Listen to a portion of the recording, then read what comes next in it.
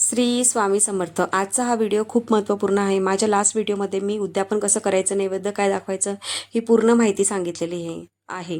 आज मी तुम्हाला ह्या व्हिडिओमध्ये ती पोथी कशी उचलावी आणि पूजेच्या साहित्याचं काय करावं ते तुम्हाला सांगणार आहे. तुमच्या जवळच्या केंद्रात याग चाललेला असेल तर स्वाहा करून तुम्ही तुमच्या इष्टदेवतांना अन्न ग्रहण करण्यासाठी देत असतात. अग्नीमार्फत आपली सेवा ही लवकर देवदेवतांपर्यंत पोचते. यज्ञ याग हे खूप महत्त्वाचं आहे. रुद्रयाग आणि मल्हार याग हे उद्या राहणार आहे, तर तुम्ही उद्या तिथे नक्की उपस्थित राहा. उपस्थित राहिले तर खूप चांगली गोष्ट आहे.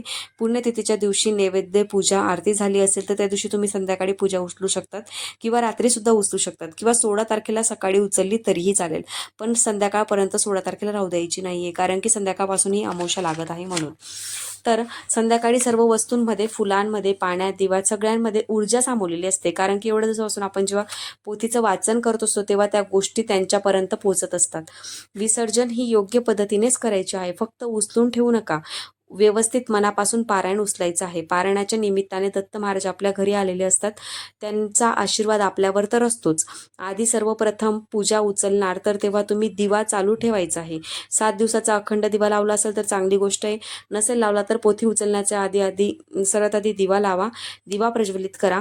नंतर डोक्यावर ओढणी घ्या किंवा पदर घ्या. पूजेसमोर डोकं टेकायचं आहे आणि 3 वेळा नाक घासणी करायची आहे. स्वामींना कान पकडून नाक घासून क्षमा याचना करायची आहे. क्षमा मागताना काय बोलायचं? माझ्याकडून हे 7 दिवसाचं पारायण पूर्ण करून घेतलं. या 7 दिवसाच्या पारायणात कोणतेही विघ्न अडचणी आल्या नाहीत. खूप छान पद्धतीने माझ्याकडून करून घेतलेलं आहे. तर या 7 दिवसात माझ्याकडून काही चुका झालेल्या असतील तर तुम्ही त्याच्यासाठी मला क्षमा करावी. कुणाला अपशब्द बोलला गेला असेल, काही चुका झाल्या असतील आणि आरती नैवेद्य दाखवताना काही चुका झाल्या असतील तर मला क्षमा करा असं म्हणायचं आहे. यापुढे माझ्याकडून पारायण करून घ्या असंही त्यांना सांगायचं आहे आणि त्रिवार मुजरा करायची आहे. मग ती पूजा उचलायची आहे. कलशातील पाण्याचं काय करायचं आहे? श्रीफळ उचलून घ्यायचं आहे आणि नंतर ते पाणी पूर्ण घरात पुष्पने शिंपडायचं आहे. घरातील घरातील जे सदस्य आहेत त्यांच्या अंगावरही शिंपडायचं आहे आणि नंतर उरलेलं पाणी हे झाडांना टाकायचं आहे, तुळशीला टाकायचं नाहीये. नंतर त्याच्यातली नाण्या आणि सुपारी व्यवस्थित काढून स्वच्छ पुसून चांगल्या ठिकाणी ठेवायचं आहे, म्हणजे नंतर तुम्हाला कुठली पूजा करायचं असेल तर तुम्ही तिथे वापरू शकतात. श्रीफळाला काय करायचं आहे? श्रीफळ हे तुम्ही फोडून सगळे घरातील सदस्य खाऊ शकतात, कारण की त्याच्यात श्रीफळात खूपच सकारात्मक ऊर्जा असते आणि जर तुम्ही ते घरातील एखाद्या कोपऱ्यात किंवा छताच्या साईडला बांधून ठेवलं तरीही चालेल. हॉलमध्ये बांधून ठेवू शकता, तिथं किचनमध्ये बांधून ठेवू शकतात तुम्ही. ठीक आहे. एखाद्या कापडात बांधून ठेवायचं आहे. नंतर किंवा पाण्यात विसर्जन जरी केलं त्याचं तरी चालेल. तो दिवा स्वतःहून विझवायचा नाहीये, त्याला आपोआप विझू द्यायचं आहे.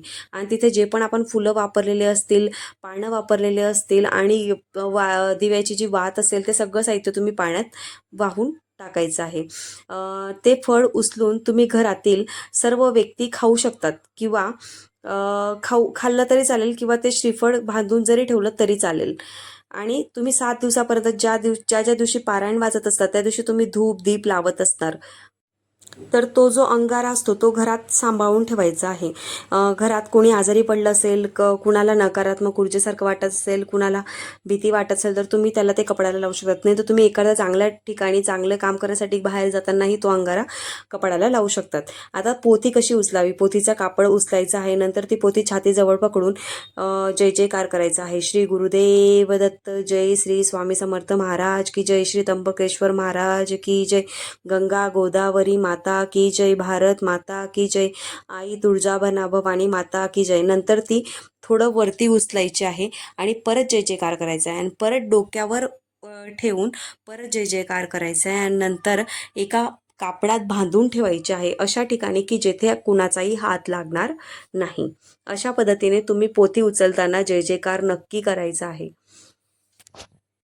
तसेच 15 तारखेला स्वामींची पुण्यतिथी आहे. 1 दिवसाचं पारायण कसं करायचं? पूजा ज्या दिवशी पूजा ज्या ठिकाणी मांडायची ती जागा स्वच्छ करून घ्यायची. नंतर स्वामींचा अभिषेक करायचा. नंतर तुमच्या मनातील जी इच्छा काय आहे, तुम्ही कशासाठी पारायण करताय तो संकल्प करायचा आणि पारायणाची सुरुवात करायची आहे. 1 तर 53 अध्याय गुरुचरित्राच्या पारायणात आहेत. सर्व तुम्हाला एक बैठकीत पूर्ण करायचे आहे. जर कधी एक बैठकीत पूर्ण झालं नाही तर तुम्ही सकाळी 11:30 पर्यंत वाचायचं आहे. अर्धा ग्रंथ वाचायचा आहे. नंतर 12 ते 12:30 पर्यंत तुम्ही वाचन करायचं नाही, कारण की त्यावेळी दत्त महाराजांची भिक्षेची वेळ असते. नंतर 12:30 ते 4 पर्यंत तुम्ही ते अर्ध ग्रंथ जे आहे ते वाचू शकतात. संध्याकाळच्या वेळी हा ग्रंथ वाचायचा नाहीये. या दिवशी पारायण ज्या ज्या दिवशी तुम्ही पारायण करताय त्या दिवशी मांसाहार, धूम्रपान, मद्यपान करायचं नाहीये. ब्रह्मचर्याचं पालन करायचंय. कुणालाही वाईट बोलायचं नाही, कुणाची निंदा करायची नाही, दुपारी झोपायचं नाहीये. उपवास नाही केला तरी चालेल, पण मात्र एक कांदा लसूण खायचा नाहीये. अशा पद्धतीने तुम्ही पारायण करू शकता. त्या दिवशी एखाद्या लहान मुलाला जेवण सांगायचं आहे किंवा जोडप्याला जेवण सांगायचं. अशा पद्धतीने तुम्ही